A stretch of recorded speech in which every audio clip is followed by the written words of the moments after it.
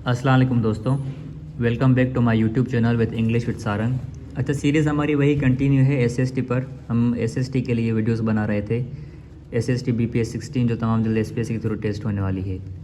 9th किताब हमने मुकम्मल कर ली थी। अभी हम मैट्रिक की किताब को कंटिन्यू कर रहे हैं। मैट्रिक की किताब से कुछ एक्सरसाइज हमने साल पहले कर चुकी थी। अगर आप में से किसी ने नहीं देखी, काइंडली पहले वो देख लें, फिर इस वीडियो पर जंप करें।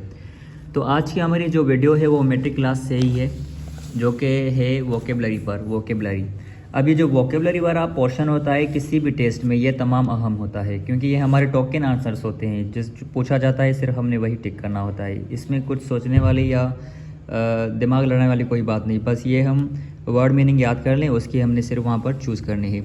तो ये हर टेस्ट में ज़रूर दिए जाते हैं। या तो सिनोनिम्स होते हैं, या तो इंटोनिम्स होते हैं, या तो दोनों पूछे जाते हैं, सिनोनिम्स भी और इंटोनिम्स भी। तो एसपीएससी की जो टेस्ट का मयार है उसमें वो दोनों आ जाते हैं, इंटोनिम भी आते हैं और सिनोनिम्स भी आते हैं। सिनोनिम्स की सीरीज़ हमारी कंटिन्यू थी। 9th किताब से जो भी हमारे पास एक्सरसाइज में सिनोनिम्स दिए गए थे वो सारे हमने हल कर लिए थे, सॉल्व कर लिए थे। मैट्रिक क्लास से भी कुछ हमने पहले कर लिए थे। अभी हमारी अगेन वही वोकेबलरी जो एक्सरसाइज है वही आ गई है। तो आज की हम ये एक्सरसाइज शुरू करते हैं। पहला हमारा वर्ड है फ्लंग। अब फ्लंग की माने है ज़बरदस्ती या जोश से किसी चीज़ को फेंकना। अब ये फ्लंग है, ये जो वर्ड है ये V2 है। V2 यानी past form of the verb, यानी सेकंड फॉर्म, सेकंड या थर्ड फॉर्म, पास्ट फॉर्म और past participle form of the verb. अब ये सेकंड फॉर्म भी है और थर्ड फॉर्म भी है फ्लंग। इसका जो फर्स्ट फॉर्म है वो है फ्लिंग। फ्लिंग माने फेंकना, ज़ोरदार ज़ोरों शोरों से या फुल जज्बे से फेंकना। उसके लिए हम इस्तेमाल करते हैं फ्लिंग। अब फ्लिंग का जो सही ऑप्शन है वो हमारे पास ऑलरेडी लिखा हुआ है सैम्पल के तौर पर। इसका जो सही आंसर है वो सी है, सी, थ्रू। अब फ्लंग और threw they both are same, they both share the similar meaning. तो इन दोनों की मीनिंग सेम हो गई। तो फ्लंग थ्रू सिर्फ अपने यही याद करना है। उसके बाद है हमारे पास मोनार्क। मोनार्क की माने है बादशाह। तो बादशाह का जो सही आंसर है वो हमारे पास है किंग, यानी एम। किंग, मोनार्क, किंग, ये हमने यहाँ पर लिख लिया आंसर एम। एम यानी किंग, ये इधर इसको जाहिर करता है। उसके बाद हमारे पास आ जाता है तीसरा वर्ड जो है डीड। अब डीड की माने है काम। डीड माने काम, कोई काम करना, डीड। ये डू से लिया गया है। डू वर्ब है, do is a verb and deed it's noun. ये उसका नाउन है, इसम है। तो वो डू वर्ब हो गया, डीड हमारा नाउन हो गया। तो हमारा जो सिनोनिम होगा वो भी हमारा नाउन होगा। तो यहाँ पर जो सही ऑप्शन है वो है एच। तो ये हो गया हमारा एन, एक्शन। डीड और एक्शन दोनों की मीनिंग सेम है, यानी काम। उसके बाद हम आते हैं चौथे वर्ड की तरफ जो है डिस्पेयर। डिस्पेयर हम बोलते हैं मायूसी को, ना उम्मीदी को या मायूसी को, डिस्पेयर। डिस्पेयर का जो सही बेस्ट ऑप्शन है वो है होपलेसनेस। होपलेसनेस यानी ना उम्मीदी या मायूसी, किसी चीज़ से ना उम्मीद होना, उसके लिए हम इस्तेमाल करते हैं होपलेसनेस।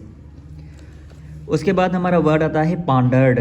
अब पांडर्ड का जो सही ऑप्शन है वो हमारे पास है एन, ये thought. Ponder is a verb. Ponder हम इस्तेमाल करते हैं किसी चीज़ के बारे में शिद्दत से सोचना, या किसी सवाल का शिद्दत से आंसर सोचना, उसका जहन नशीन करना। उसके लिए हम इस्तेमाल करते हैं पांडर, यानी टू थिंक डीपली, गहराई से सोचना, किसी चीज़ को गहराई से सोचना। उसके लिए हम वर्ब इस्तेमाल करते हैं पांडर। यहाँ पर पांडर्ड लिखा हुआ है, तो इसका जो सही बेस्ट ऑप्शन है वो हमारे पास है थॉट, यानी सोच या सोचना। पांडर्ड, थॉट। उसके बाद हमारे पास आ जाता है डिवाइन। अब डिवाइन का जो सही ऑप्शन है वो है workout an answer. Divine workout in answer. उसके बाद आता है हमारा इंडिवियर। इंडिवियर की माने है कोशिश, ट्राई। तो उसके लिए जो एल है वो हमारा सही ऑप्शन है अटेम्प्ट। अब ट्राई या अटेम्प्ट ये बहुत सेम है। अटेम्प्ट की माने भी है कोशिश करना, ट्राई की माने भी है कोशिश करना या आजमाना। तो उसके लिए हम इस्तेमाल करेंगे इंडिवर, अटेम्प्ट और ट्राई। उसके बाद हमारा आता है स्प्रॉल। अब स्प्रॉल हम इस्तेमाल करते हैं अगर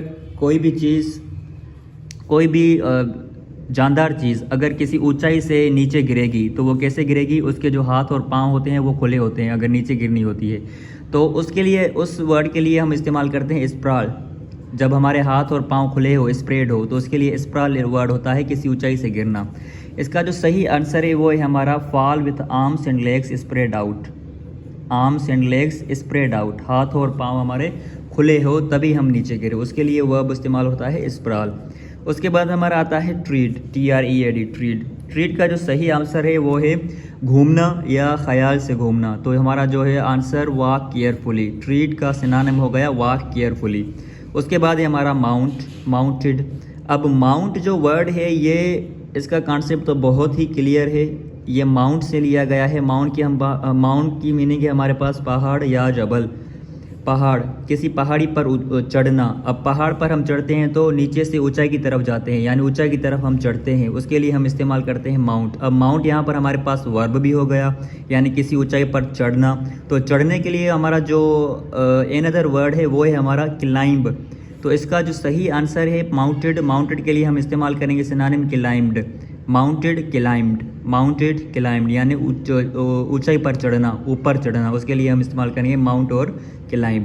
उसके बाद हमारे पास वर्ड आ जाता है टॉयल, TOIL, टॉयल। टॉयल की जो मीनिंग है वो हमारे पास है वर्क हार्ड कंटिन्यूसली, किसी काम के लिए मेहनत करना, मुसलसल मेहनत करना या मेहनत जारी रखना, उसके लिए हम वर्ब इस्तेमाल करते हैं टॉयल, टॉयल यानी वर्क हार्ड कंटिन्यूसली। उसके बाद हमारा जो वर्ब है 12 नंबर पर है वो है टम्बल। अब टम्बल की जो बेस्ट ऑप्शन है वो है फॉल सडनली, किसी चीज़ का अचानक गिर जाना, नीचे गिरना, उसके लिए हम इस्तेमाल करते हैं टम्बल, TOMBL, टम्बल। टम्बल माने to fall suddenly, to fall suddenly, tumble.